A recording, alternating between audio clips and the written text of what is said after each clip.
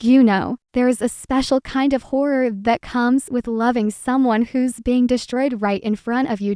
And an even deeper horror when you realize the person destroying them is the one who gave them life. This is the story of Lisa, a woman who loved her husband so much she was willing to be called crazy, paranoid, and jealous just to save him. A woman who had to choose between keeping the peace and keeping her husband alive. Because sometimes the most dangerous enemy and a stranger on the street, it's someone sitting at your dinner table, smiling at you, calling you sweetheart, while slowly mixing poison into the food. This is the story of a mother who loved her son so much she was willing to kill him. Or maybe she never loved him at all. Lisa met John on a rainy Tuesday in October. She remembers because she'd spilled coffee all over her presentation notes right before a client meeting, and he was the one who handed her napkins in the cafe, laughing with her instead of at her. He had kind eyes, the kind that crinkle at the corners when he smiles, the kind that made her feel safe. They got married 2 years later in a small ceremony in Portland, surrounded by close friends and family. It wasn't extravagant, just simple, beautiful, real. John worked in software development. Lisa was a project manager at a marketing firm. They had a little townhouse with a backyard full of plants that Lisa tended to every Sunday morning. Lavender, rosemary, mint. She loved the way things grew when you took care of them. Life was quiet, peaceful, ordinary, in the best way possible. And then there was Marianne, John's mother. Now, if you've ever been a daughter-in-law, you know that relationship can be complicated. Some mothers-in-law become your second mother, some become your best friend, and some see you as competition. Marianne was elegant, always dressed well, always spoke softly, always smiled, but there was something in that smile that never quite reached her eyes. Something cold, controlled, like she was performing kindness instead of feeling it. She was the type of woman who would compliment your dress and then ask if you'd tried losing a little weight, who would bring you homemade soup and mention how John's ex-girlfriend used to make it better. Small cuts, tiny enough that if you complained, you looked like the problem.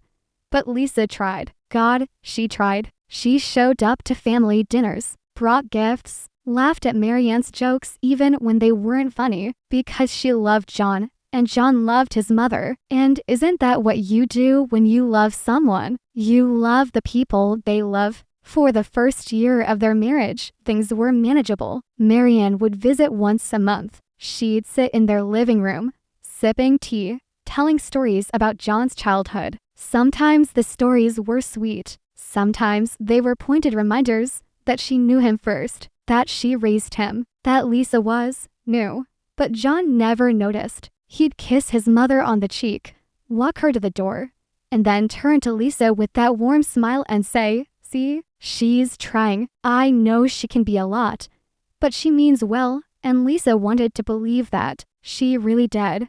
But then John's father got sick. Paul had always been the buffer, the calm, gentle man who balanced out Marianne's sharpness. He was quiet, thoughtful, the kind of father who listened more than he spoke. But 6 months into Lisa and John's marriage, Paul was diagnosed with stage 4 pancreatic cancer. It happened fast, too fast. Within 3 months, he was gone.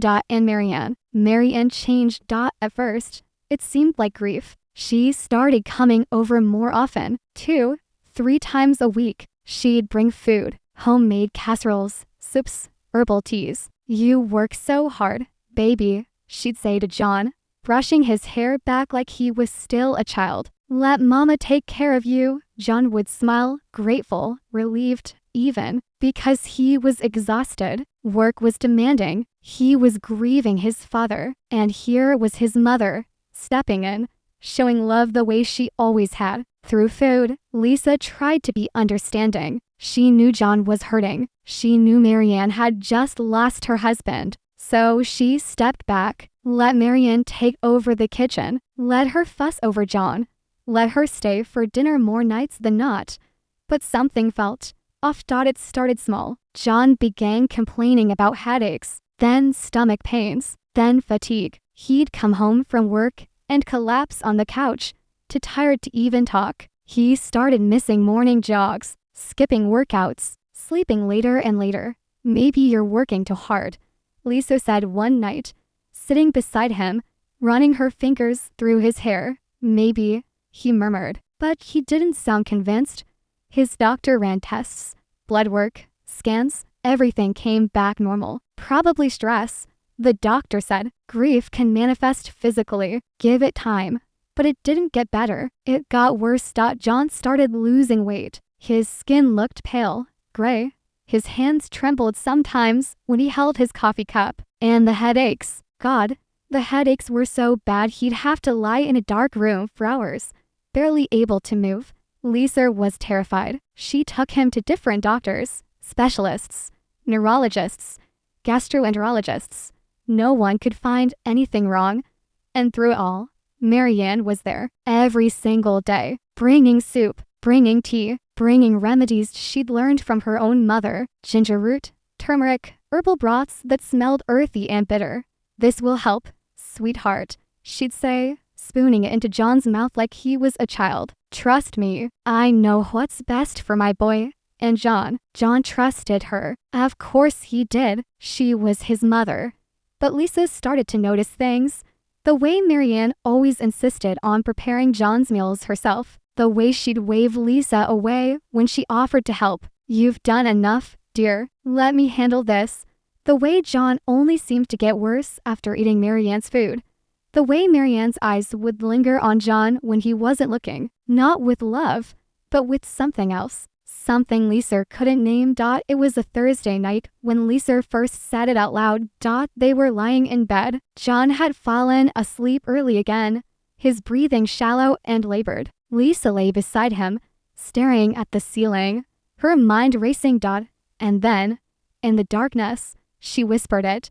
What if it's her? The words hung in the air, heavy, impossible. What if it's her? What if Marianne is doing this? The thought was so horrifying, so unthinkable, that Lisa immediately tried to push it away. That's insane, she told herself. That's paranoid. That's evil. Mothers don't hurt their children. Mothers don't poison their own sons. But the thought wouldn't leave. It burrowed into her mind like a splinter, sharp and persistent. And the more she thought about it, the more things started to click into place. The timing. John only started getting sick after Paul died, after Marianne started coming over more, after she started bringing all that food. The patterns. John's symptoms were always worse after eating something Marianne prepared. Always. The behavior. The way Marianne insisted on being alone in the kitchen. The way she watched John eat with that strange, unreadable expression. Lisa's heart pounded in her chest. She felt sick. This couldn't be real. This couldn't be happening. But what if it was? The next morning, Lisa did something she'd never done before. She lied to John. I'm working from home today, she said, kissing him goodbye at the door. But she wasn't working. She was watching. She waited until Marianne arrived, right on schedule, carrying her usual canvas bag full of groceries. She watched through the window as Marianne let herself in with the spare key John had given her, watched as she moved into the kitchen, watched as she started preparing lunch. And then Lisa quietly slipped in through the back door. She stood in the hallway, just out of sight, her heart hammering so hard she thought Marianne might hear it. She pulled out her phone, opened the camera, pressed record, and she watched. Marianne was at the stove, stirring a pot of soup. She was humming, softly, almost cheerfully. She moved to the counter, reached into her purse, and pulled out a small glass vial. Lisa's breath caught in her throat. Marianne glanced toward the hallway, just for a second, as if sensing something. Lisa pressed herself against the wall, her phone trembling in her hand. Then Marianne turned back to the stove, unscrewed the vial, and tipped it into the soup. 3 drops, 4, 5. She stirred it in, slowly, carefully, and then she smiled. Lisa's entire body went cold. She wanted to scream. She wanted to run. She wanted to burst into that kitchen and grab that pot and throw it across the room. But she didn't. She stayed frozen because she needed proof. She needed this recording. She needed evidence that she wasn't crazy, because no one would believe her otherwise. Marianne finished stirring. She tasted the soup, nodded to herself. Then she called out, "John, honey, lunch is ready." Lisa heard John's footsteps coming down the stairs, heard him enter the kitchen, heard Marianne's sweet, loving voice. "I made your favorite, baby, chicken and rice soup, just like when you were little."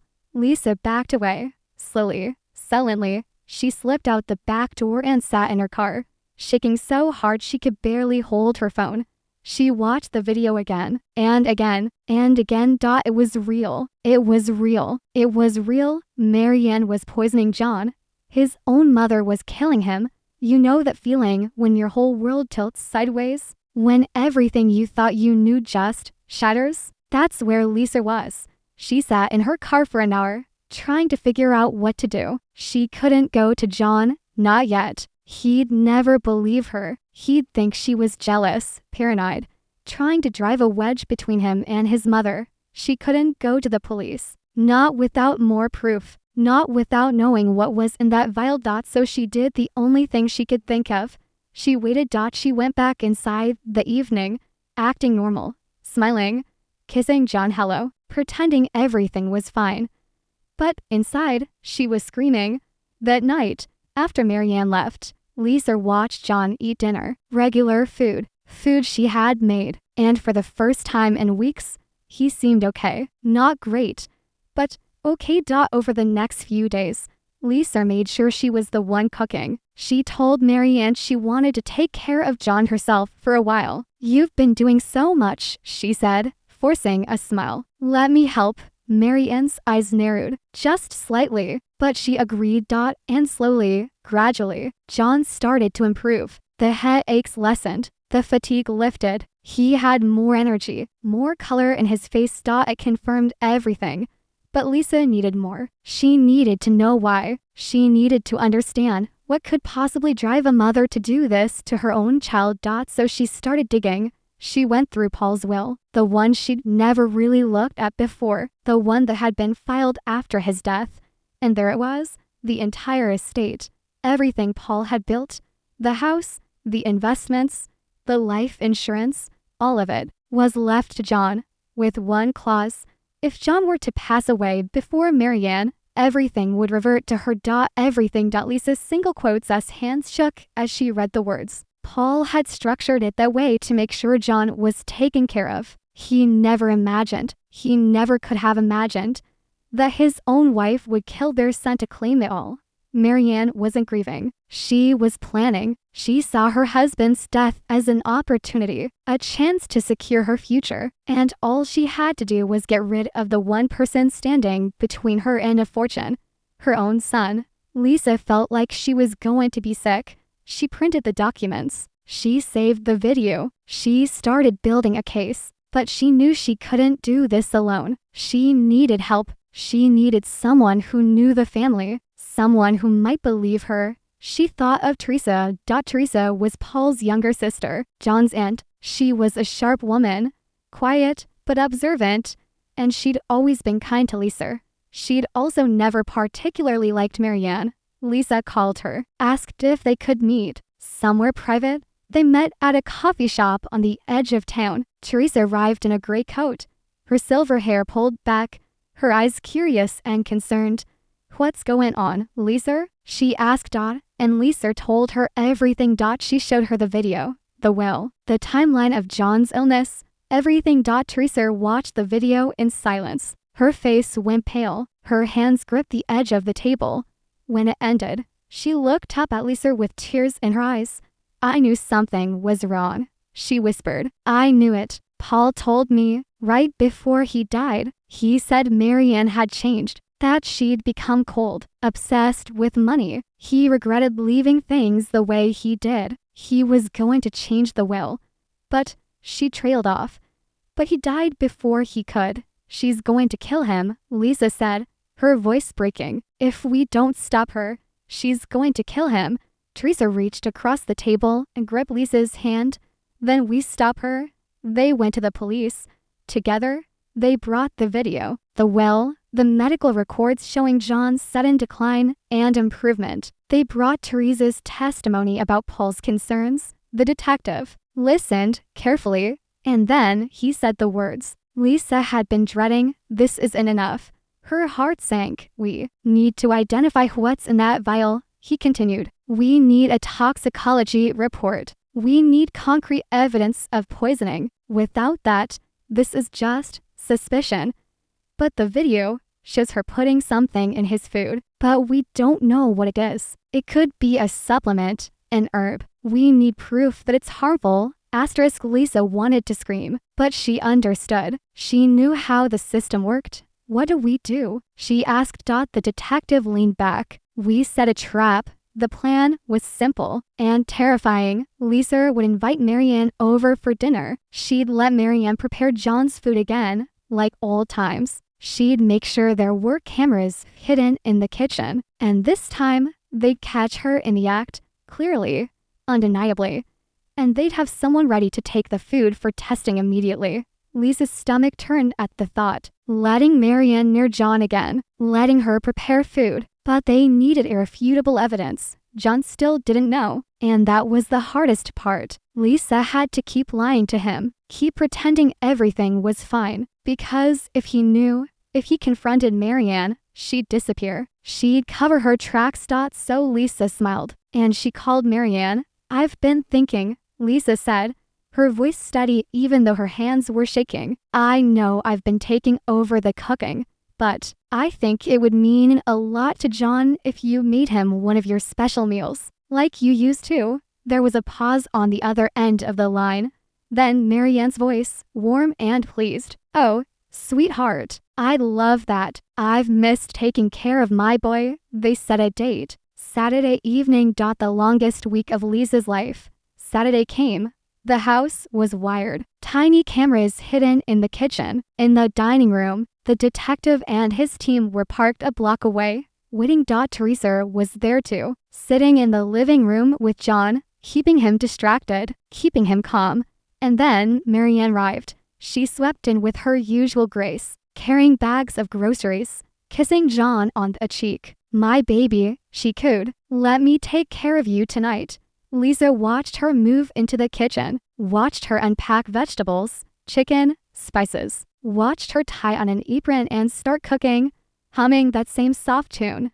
Lisa's heart was pounding so hard she thought everyone could hear it. She stood in the doorway, pretending to chat, pretending to be relaxed. And then Marianne did it again. She reached into her purse, pulled out the vial, glanced around, and poured it into the pot. Lisa's breath caught. She saw Teresa's eyes widen from the living room. Marianne stirred it in, tasted it, smiled. Dinner's ready. The detective had said to wait, to let her serve it, to catch everything. So Lisa waited. Marianne ladled soup into bowls, placed one in front of John, one in front of Teresa, one in front of Lisa. She didn't serve herself. Aren't you eating, Mom? John asked. Oh, I had a late lunch, honey. I'm not hungry, but you eat up. You need your strength. Lisa's pulse was racing. She couldn't let John eat this. She couldn't.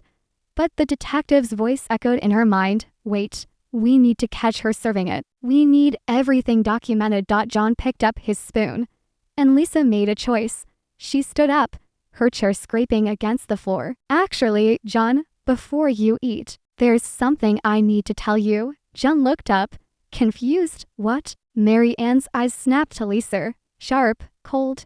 Lisa, Marianne said softly. What are you doing? I'm saving his life. The room went silent. John looked between them, bewildered. What are you talking about?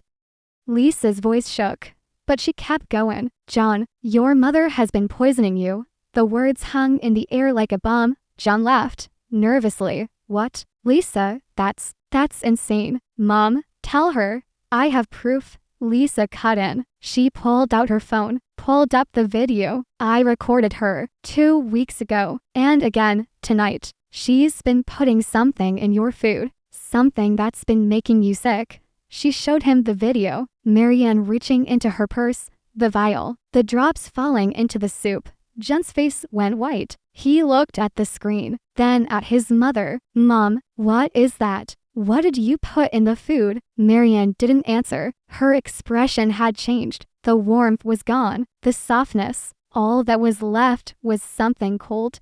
Empty. Mom, John said again, his voice breaking. What did you do? And then Marianne smiled. Not a kind smile. Not a loving smile. A smile that made Lisa's blood run cold. You were always so trusting. John, Marianne said softly. Just like your father. The police burst through the door. Marianne didn't run. She didn't fight. She just sat there, that terrible smile still on her face. As they took the soup, as they took the vial from her purse, as they read her rights. John was in shock, shaking, staring at his mother like he was seeing her for the first time. Why? He whispered. Why would you? I'm your son. Marianne looked at him, and for just a moment, something flickered in her eyes. Something that might have been regret, or maybe just irritation. You were also worth $3 million, she said simply. And then they took her away. The next few weeks were a blur. The toxicology report came back. The vial contained a mixture of oleander extract and small amounts of arsenic, carefully dosed to cause chronic illness without immediate death. Slow, methodical, designed to look like natural decline. If Lisa hadn't caught her, John would have been dead within 6 months. The trial was quick. The evidence was overwhelming. Marianne was sentenced to 25 years to life for attempted murder. She never apologized, never showed remorse. She sat in that courtroom with the same cold expression, like she was bored by the whole thing. John was devastated. He went to therapy, started processing the betrayal, the grief, the horror of realizing the woman who gave birth to him had tried to kill him. Lisa was there for every moment, holding him when he cried, sitting with him in silence when he couldn't speak, reminding him over and over that it wasn't his fault, that love isn't supposed to hurt like this. Teresa helped too. She became the family John had lost, the elder who cared without conditions, the one who loved him just for being himself. And slowly, very slowly, John started to heal. He still has nightmares sometimes, still has moments where he can't eat soup, can't drink tea, can't stomach anything that reminds him of those meals his mother made. But he's alive, and he knows, without a doubt, that Lisa saved him. It's been 3 years now. Lisa and John are still in Portland, still in the same townhouse with the backyard full of plants. But things are different now, quieter, softer. They don't talk about Marianne much. When they do, it's in therapy, with professionals who help them untangle the trauma, the betrayal, the complicated grief of losing someone who was never really there to begin with. John has learned to trust again, to let people in, to believe that love doesn't always come with conditions or poison. And Lisa learned something to that sometimes the bravest thing you can do is trust yourself, trust your gut, trust that little voice that says something's wrong, even when everyone else tells you you're crazy. She saved John because she refused to be silent, because she chose to be called paranoid rather than watch the man she loved die. And that's the thing about love, isn't it? Real love isn't just about the good times, the laughter, the easy moments. Real love is about standing up when everything inside you wants to sit down, about fighting when everyone tells you to let it go, about protecting the people you love, even when it costs you everything, even when it costs you peace, even when it costs you being liked, even when it makes you the villain in someone else's story. Lisa was willing to be all of those things, and because of that, John is alive today. So if you're listening to this, and something in your gut is telling you that something's wrong, listen to it. Don't brush it off. Don't let people tell you you're overreacting, because sometimes that voice is the only thing standing between someone you love and real danger. And sometimes the most dangerous people are the ones who sit at your dinner table, smiling at you, calling you sweetheart, while slowly mixing poison into your food. This was the story of Lisa, the woman who refused to stay silent, the woman who saved her husband's life by trusting herself, and the mother who loved money more than her own son. May you never have to face a choice like Lisa did. But if you do, may you be as brave. Because in the end, that's what love is. Not just saying the words, but doing the hard, terrifying, necessary thing to keep the people you love safe, even when no one believes you, even when you stand alone, even when the truth is too horrible to speak out loud. Lisa spoke it anyway. And John is alive because of her. Remember that. Remember her, and if you ever taste something bitter in your life, maybe it's time to ask why.